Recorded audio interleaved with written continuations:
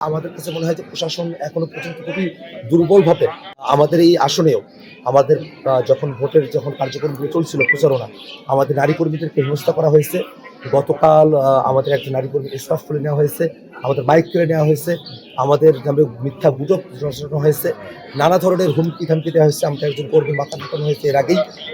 এই সব যে ঘটনাগুলো ঘটছে সবকিছু মিলিয়ে আমাদের কাছে মনে হয় যে প্রশাসন এখনো পর্যন্ত খুবই দুর্বলভাবে তাদের কার্যক্রমগুলো পরিচালনা করছেন। এই দুর্বলতা নিয়ে সারাদিন যদি চলতে থাকে সেক্ষেত্রে ভোটের ফলাফল নিয়ে একটা আশঙ্কার জায়গা তৈরি হবে, সুষ্ঠু ভোট নিয়ে একটা আশঙ্কার জায়গা তৈরি হতে পারে।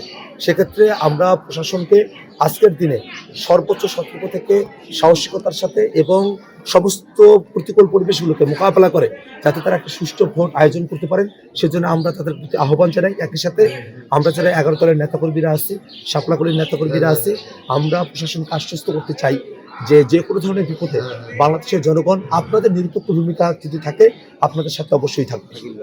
আচ্ছা, সবচেয়ে একটু জানতে চাই, যারা গাজীরা আছেন তাদেরকে শ্রদ্ধা অনুসরণ করছি। তাদের আত্মত্যাগের মধ্য দিয়ে আমরা এই নতুন বাংলাদেশে আজকে ভোট গ্রহণের মতো একটা সুযোগ বাংলাদেশের জনগণ পেয়েছে। আমরা তাদেরকে কৃতজ্ঞতার সাথে স্মরণ করছি।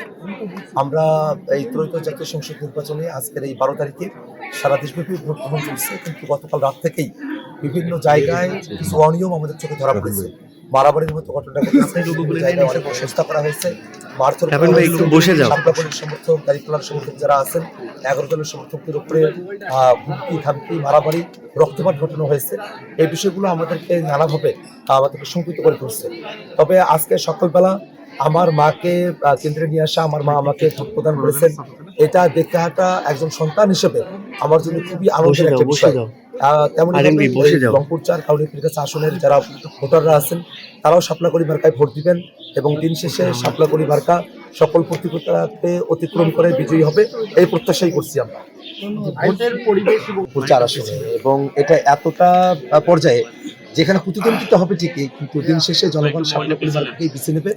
শুধু মার্জিনাল লাইনে না, আমরা আশাবাদী যে একটা বৃহৎ ব্যবধানে আজকে শাপলাকলি মার্কা রংপুর 4 আসনে জয়যুক্ত হবে ইনশাআল্লাহ। আমি এ বাটির সন্তান, আমি যেখানে দাঁড়িয়ে আছি এটা আমার শৈশব কৈশোরের বেড়ে ওঠার স্থান, এই ভাইরহাট, যেটা কাউনিয়া এবং পীরগাছার একেবারে মধ্যবর্তী একটা জায়গা। তিস্তা নদীর কোল ঘেঁষে আমাদের এই অঞ্চল। আমরা দীর্ঘ সময় ধরে আমাদের এই অঞ্চলের জন্য কাজ করেছি, আমরা দুর্বলপনা করছি আমাদের এলাকার জন্য। আমরা এলাকার মানুষকে সাথে নিয়ে আমরা সামনে দিকে এগিয়ে যেতে চাই।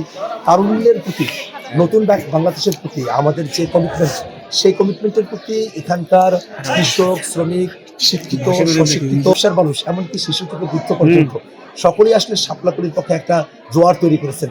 নিজের মতো করে তারা গল্প করছেন। কত মানুষ এখনো পর্যন্ত আমাকে অনুদান দিয়েছেন। আপনারা অবাক হবেন যে আমার ব্যাংক অ্যাকাউন্টে, আমার বিকাশে এবং নগদে 27 লক্ষের উপরে টাকা অনুদান এসেছে। এবং এই কাউনিয়া পীরগাছার মানুষেরা বিভিন্নভাবে আমাকে যে অনুদানগুলো দিয়েছেন, আমার হাতে 500 টাকা, 50,000 টাকা, 10 টাকা, 20 টাকা করে যে অনুদানটা দিয়েছেন কাউনিয়া পীরগাছার মানুষেরা, সেটার পরিমাণে 23.5 লক্ষ টাকার উপরে। এই যে মানুষের তরফ থেকে একটা হিউজ যে সমর্থন, আমাদের যারা ভোট কেন্দ্রের আশেপাশে যে অফিসগুলো নিয়ে দিতে হয়েছে সেগুলো জনগণ তাদের মতো করে নিয়েছেন, তাদের মতো করে পরিচালনা করেছেন। এবং আমরা খুবই আশাবাদী। আমি বারংবার আমার এই এলাকার মানুষকে বলেছি যে আমি 20 টাকা দিয়ে ভোট করতে পারবো না, সেটা উচিত না।